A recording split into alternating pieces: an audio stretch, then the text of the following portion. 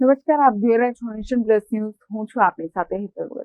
હાલમાં ગુજરાત સરકારના મંત્રી બચુ ખાબડના મનરેગા કૌભાંડમાં ભાજપ અને કોંગ્રેસ એમ બંનેના હાથ કાળા છે અને અંદાજિત 400 કરોડ રૂપિયાનું કૌભાંડ આચરવામાં આવ્યું હોવાનો ધ્રુજાવી નાખતો ખુલાસો દેડિયાપાડાના ધારાસભ્ય ચૈતર વસાવા દ્વારા કરવામાં આવતા રાજનીતિમાં ધરતીકંપ આવી ગયો છે.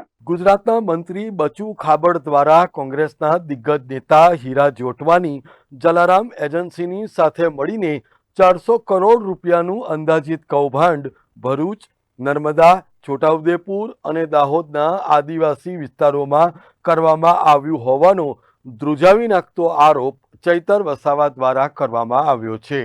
આમ આદમી પાર્ટીના યુવા ધારાસભ્ય ચૈતર વસાવાએ સ્પષ્ટપણે આક્ષેપ કરતા જણાવ્યું છે કે ઢગલે બંધ પુરાવા સાથે પોલીસ અધિક્ષકની કચેરી ખાતે ફરિયાદ પણ કરવામાં આવી હતી. જો કે પોલીસ અને અધિકારીઓએ આ સમગ્ર મામલે ભીનું સંકેલી દીધું હતું. ચૈતર વસાવાના જણાવ્યા અનુસાર હીરા જોટવાની જલારામ એજન્સી દ્વારા ભાગીદારીમાં મટીરિયલ પૂરું પાડવાના નામે 400 કરોડ રૂપિયાનું ગબન થયું છે. ત્યારે કૌભાંડ કરવામાં ભાજપ અને કોંગ્રેસ બંને સાથે હોય એવું પુરાવા સાથેનો ખુલાસો સૌ પ્રથમવાર ચૈતર વસાવા દ્વારા કરવામાં આવ્યો છે. બચુ ખાબડ જ્યારે આ વિસ્તારના પ્રભારી હતા ત્યારે હીરા જોટવાની જલારામ એજન્સી દ્વારા કોઈ પણ ગામમાં રેતી અને કપચી આપ્યા વગર અને જીએસટી વગરના બિલો મૂક્યા વગર પંચાયતના નામે કરોડો રૂપિયા સેરવી લીધા હોવાનો પણ ગંભીર આક્ષેપ ચૈતર વસાવા દ્વારા કરવામાં આવ્યો હતો. નર્મદા જિલ્લામાં બચુભાઈ ખાબડ પ્રભારી મંત્રી હતા. 2021, 21, 22 અને 22-23 દરમિયાન કોંગ્રેસના દિગ્ગજ નેતા, પ્રદેશના આગેવાન એવા હીરાભાઈ જોટવાની શ્રી જલારામ એન્ટરપ્રાઇઝ એજન્સીને સાથે રાખીને બંને જણની ભાગીદારીમાં મનરેગા યોજનામાં મટીરિયલ પૂરું પાડવાના નામે 400 થી પણ વધારે કરોડનું કૌભાંડ થયું હોય એવું અમને લાગી રહ્યું છે. આજે અમે તમામ પુરાવાઓ સાથે બેઠા છે અને આ પુરાવા અને એમણે આપેલી માહિતીના આધારે ગ્રાઉન્ડ પર જે પણ કામના નામે એમણે પેમેન્ટ લીધા છે એ કામ આજે થયા નથી. ત્યારે ભૂતકાળમાં પણ અમે તમામ સરપંચોને આ સાથે રાખીને એમના વિરોધમાં આવેદનપત્ર પણ આપ્યું હતું, પોલીસ અધિક્ષકમાં ફરિયાદ પણ દાખલ કરાવી હતી. પણ મોટા કદના નેતાઓ હોવાના કારણે જે તે સમયે એમના માત્ર નિવેદનો લઈને, અધિકારીઓના નિવેદનો લઈને ભીનું સંકેલી દેવામાં આવ્યું હતું.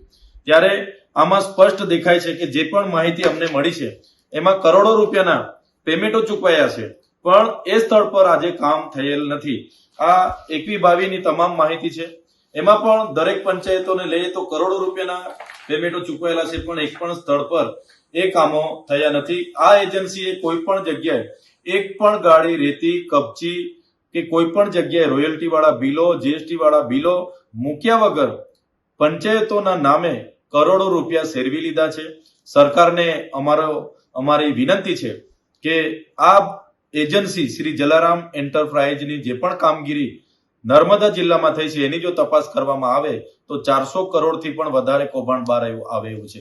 અત્યાર સુધી લોકોને માત્ર એવું હતું કે રાજ્ય સરકારના મંત્રી બચુભાઈ ખાબડ જ મનરેગા કૌભાંડમાં ઇન્વોલ્વ છે, પણ ટ્રાયબલ વિસ્તારના દાહોદ, ભરૂચ, છોટાઉદેપુર, નર્મદા, તાપી તમામ જિલ્લાઓમાં કોંગ્રેસના દિગ્ગજ નેતા એવા હીરા જોટવા એની પોતાની એજન્સીઓ અને ભાજપના લોકો સાથે મળીને ભાજપ કોંગ્રેસ ભાઈ સાથે મળીને કરોડોના કૌભાંડો કર્યા છે.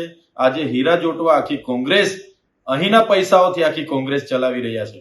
ત્યારે સરકારને અમારી માંગણી છે, એક તો નૈતિકતા સ્વીકારીને બચુભાઈ ખાબડને મંત્રી પદેથી દૂર કરવામાં આવે અને આ હીરાભાઈ જોટવાની જેટલી પણ એજન્સીઓ ટ્રાયબલ વિસ્તારોમાં કૌભાંડો કર્યા છે એમની તપાસ કરાવીને કડકમાં કડક કાર્યવાહી કરવામાં આવે એવી અમારી માંગણી છે. Bureau report, Nation Plus News, Vadodara.